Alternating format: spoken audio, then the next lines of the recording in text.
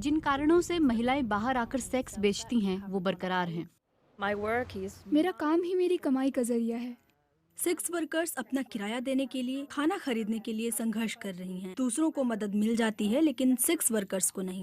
ऐसे धंधे में जहां इंसान का इंसान के साथ संपर्क होता है, कोरोना वायरस ने वहां तगड़ी चोट की है। मजबूत सुरक्षा घेरे के अभाव और भारी असमानता के बीच दुनिया भर की सेक्स वर्कर्स जूझ रही हैं। क्लेयर ब्रिटेन में सेक्स वर्कर हैं। लॉकडाउन के बाद से उनकी कमाई बंद हो गई है। फिलहाल ये सच है कि मैं लोगों को देख नहीं पा रही हूँ, उनसे मिल नहीं पा रही हूँ। इससे मेरी कमाई पर असर हुआ है, मुझे संघर्ष करना पड़ रहा है।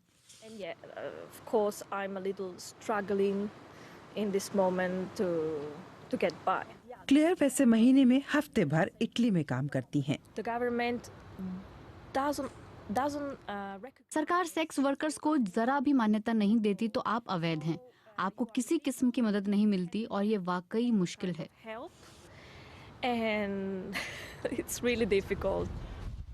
पूरी दुनिया में रात के वक्त सड़कें सूनी हो जाती हैं, लेकिन ब्रिटेन में महिलाएं अब भी काम के लिए निकल रही हैं। एक उदास सी शाम, तेज बारिश हो रही है, ब्रिस्टल खामोश सा है। ये जानते हुए भी हम आसपास करीब 20 मिनट के लिए ड्राइव पर निकले और ऐसी महिलाओं से रूबरू हुए जो हमारी जानकारी में स्ट्रीट सेक्स वर्कर हैं। गरीबी या किसी लत से जूझती महिलाओं के लिए जिस्म बेचना शायद एक लौता विकल्प है।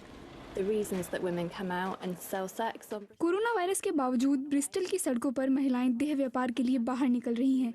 हम कह सकते हैं कि ये ज्यादा खतरनाक है। कुछ हद तक वजह ये है कि ग्राहक कम है। संभावना ये भी है कि लोग अब ज्यादा जोखिम उठा सकते हैं, इसलिए ये बहुत मुश्किल वक्त है। एम्स्टर्डम का रेड लाइट इलाका लोगों से भरा रहता है, लेकिन अब ये 8 हफ्ते के लिए बंद है।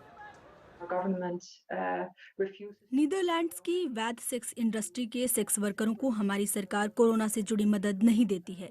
इसके मायने ये है कि सेक्स वर्कर किराया देने और खाना खरीदने के लिए संघर्ष कर रहे हैं। दूसरे लोगों को मदद मिल जाती है लेकिन सेक्स वर्करों को नहीं। भारत में स्थिति और भी चिंताजनक है। कई सेक्स वर्कर्स भीड़ वाले रेड लाइट इलाके में रहती हैं, जहां सोशल डिस्टेंसिंग का ध्यान रखना नामुमकिन सा है।